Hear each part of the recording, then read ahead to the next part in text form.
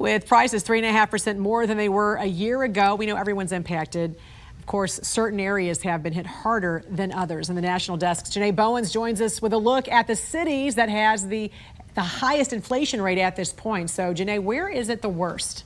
Yeah, Jan. So Honolulu has the biggest inflation problem. They're experiencing prices that are almost 5% more expensive than a year ago. Now, Dallas is also in the top 5 cities with the most inflation.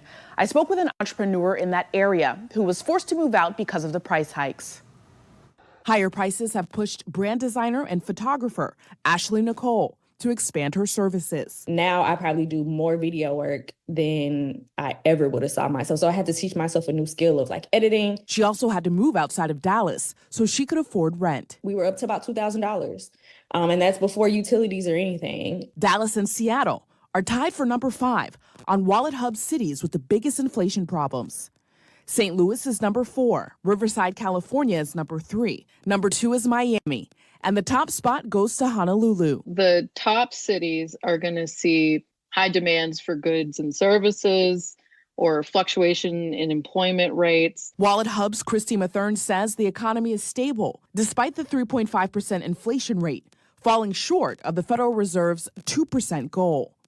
As to when things will improve. This doesn't happen overnight, of course, but, you know, despite the fact that we missed our target on the consumer price index, the inflation rate is still kind of slowing down from the recent high. It's not slowing fast enough for folks like Ashley Nicole. I've also raised the prices. I've made myself a little bit more available for people to pay me, though it's tiring. But with inflation, we just have to be able to adjust.